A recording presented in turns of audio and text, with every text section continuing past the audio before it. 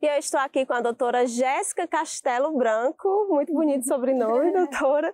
Ela é médica veterinária, professora do curso de auxiliar de veterinários e colunista do jornal O Povo. Doutora, o currículo é grande, como é que dá tempo de fazer tudo isso? Dá tempo, e tem mais coisas aí por fora também, viu? Doutora, hoje nós vamos falar de um assunto que é muito importante, mas que talvez as pessoas em casa não param para pensar. Né, o que é necessário saber com relação a primeiros socorros em casa, quando acontece algum acidente, algum imprevisto em casa. É muito importante, né, doutora? No seu Insta tem até uma oficina que você deu para algumas pessoas. E eu queria que você começasse a falar quais são as situações mais comuns que acontecem em casa, que as pessoas não se atentam, que precisam de primeiros socorros. Sim, primeiramente é essa questão da atenção mesmo, né? Eu acho que mais importante do que você saber o que fazer é saber identificar situações de perigo para que elas não aconteçam, pensando principalmente na questão da prevenção, né? E, infelizmente, a gente tem aí uma série de situações que colocam os nossos pets em risco. Então, a gente está falando de plantas tóxicas, alimentos tóxicos, venenos, a gente está falando de...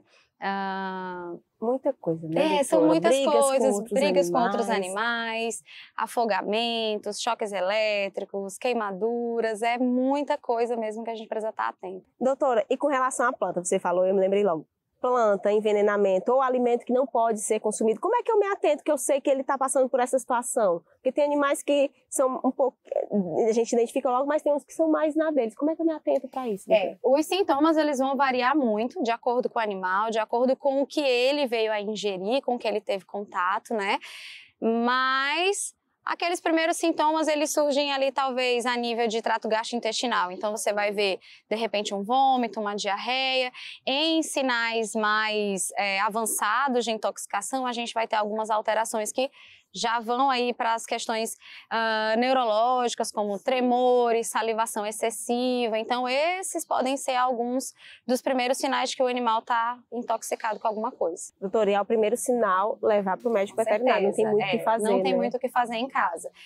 Existem algumas substâncias, como, por exemplo, os venenos, que a gente pode, a caminho do veterinário, tentar lançar mão de algumas estratégias que, vamos dizer assim, elas atrasem a absorção do veneno. Por exemplo, hoje nós temos o carvão ativado. Ah, já ouvi falar. Exatamente. O tutor ele pode encontrar nas casas de produtos de pet shop, né, esse carvão, e ele de maneira nenhuma vai resolver o problema do animal que está envenenado. Entendi. Mas ele tem uma ação de ajudar o veneno a não ser absorvido.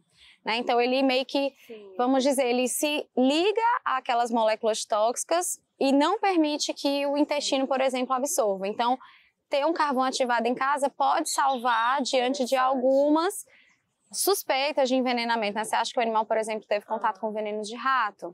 O carvão ativado, ele pode... Que tem nas lojas do pet shop.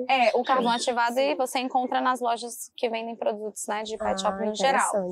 Então, ele pode ser um aliado. E animais peçonhentos, diante de um ataque? Tem alguma coisa que eu possa fazer? Ou é a mesma coisa, levar logo? Hoje, né, os maiores acidentes que a gente vê são as picadas por escorpião, aquele escorpiãozinho amarelinho, que é o que a gente mais vê, né, nas residências. Picada de abelha também, que logo imediatamente que o animal é picado, você começa a observar aquele inchaço da região do focinho, da região dos olhos. Então, o que o tutor ele pode fazer, primeiro, né, uma coisa que eu sempre falo, o tutor ele precisa ter uma clínica veterinária de confiança. Sim. Para que no momento de uma emergência ele possa se dirigir para lá, de preferência que ela seja 24 horas. Precisa manter a calma, porque se desesperar não vai ajudar em nada. E o que se pode fazer diante, por exemplo, de uma situação em que o animal foi picado por um animal peçonhento, é tentar dar um conforto para o animal até a chegada na clínica. Então, em casa não tem muito o que fazer. Você pode identificar que o animal foi picado, por exemplo, por um escorpião. Você pode colocar um gelo ali no local para fazer uma analgesia, enquanto chega na clínica veterinária. E aí lá o animal vai ser atendido com a devida estrutura. Nada de apertar o local, não, é importante falar, né, doutora? Existem essas lendas de que você pode fazer um furinho e sugar o veneno, ou então amarrar o local, por exemplo, uma patinha, para que o sangue não circule e o veneno não caia na corrente. Nada disso. Na verdade, você pode piorar o quadro, né? Porque você pode causar uma isquemia, que a gente chama ali no membro, e causar até uma necrose no membro do animal. Então, não pode garrotear nem furar, tem que ir para o veterinário. Engasgo, doutora. que isso, além de ser prejudicial, a gente fica muito nervosa. O que, é que a gente faz na hora? O momento do engasgo é desesperador, né? Você fica nervoso ali com o que fazer. Mas primeiro, de novo, manter a calma. Abra a boca do animal, observa se tem algum objeto alojado ali que esteja, de alguma forma, atrapalhando a respiração, né? Se possível, puxa esse objeto. Mas se você notar que o animal está com dificuldade de respirar e você não está vendo o que está ali, né, causando isso, é correr para o atendimento. Aí, muitas vezes, a gente vai precisar também fazer exames de imagem para identificar o que tem ali exatamente. Doutora, afogamento. Quem tem piscina em casa? Também. É melhor prevenir do que certeza. Tem que salvar, né? A utilização das telas, né? Deixar o animal sempre afastado dessas regiões, né? E se ele tiver acesso, que essas piscinas sejam teladas. É importante que essas piscinas tenham escadas de saída, escadas ou degraus, porque uma vez que o animal cai, ele consegue, né, nadar até a saída. E muitas vezes, se você presenciar o momento que o animal cai, não esperar o animal nadar. A gente tem, né, às vezes a noção de que todo animal sabe fazer o nado cachorrinho, quando na verdade não é isso. Então, muitos deles podem não saber nadar, então não espere o cão nadar. E assim que você retirar ele da piscina, procurar aquecê-lo e correr para o atendimento veterinário. Entendido. Olha, muito importante. Doutora, mais uma coisa. Briga. Às vezes é inevitável, acaba encontrando o outro e começa a brigar. O que a gente faz na hora? Até para separar. A gente tem que pensar primeiro na nossa segurança, né? Em algumas situações, colocar a mão pode ser pior, porque você pode acabar se machucando. Então, naquelas situações, primeiro, identificar os sinais pré-briga, para que se possa evitar. Então, o animal dificilmente ele vai atacar de uma vez. Ele vai rosnar, ele vai olhar mais fixamente ali para aquele animal que ele vai atacar, ele pode arrepiar os pelos, então isso pode ser alguns sinais de que, né, ele vai brigar.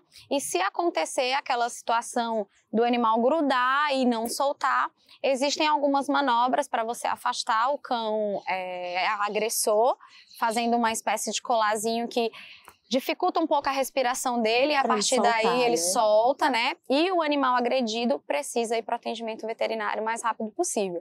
Primeiro porque aquela lesão ali provocada por boca, né, altamente contaminada, tende a infeccionar. Então vai precisar de uma cobertura antibiótica, vai precisar passar por uma limpeza ali mais detalhada com a equipe veterinária. E muitas vezes essas mordeduras, elas podem causar lesões até em órgãos internos. Então precisa de uma avaliação exatamente profissional. Doutora, muito obrigada. Olha, foi um papo muito esclarecedor. Acho que muita gente em casa não sabia muita coisa, assim como eu também não sabia. Se tiver mais dúvidas, você já firma o compromisso aqui com a gente de voltar e responder aos telespectadores. Mas antes disso, doutora, fale suas redes sociais para quem está em casa. Eu estou lá no Instagram, meu Instagram é @VetGesCastelo. Às vezes eu posto lá algumas coisas do cotidiano, algumas oficinas, algumas aulas, então sempre tem uma informaçãozinha nova lá. Muito bom, doutora. Mais uma vez, muito obrigada. Eu que agradeço. A minha pet dica de hoje é que você sempre tenha uma clínica veterinária de confiança e que, de preferência, tenha funcionamento 24 horas para você se dirigir em alguma situação de emergência.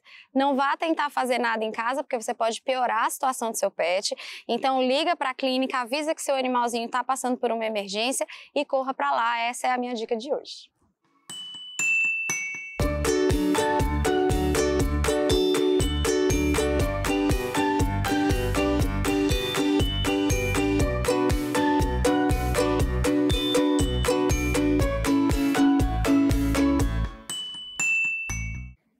E agora com vocês o nosso queridíssimo repórter Fuinha.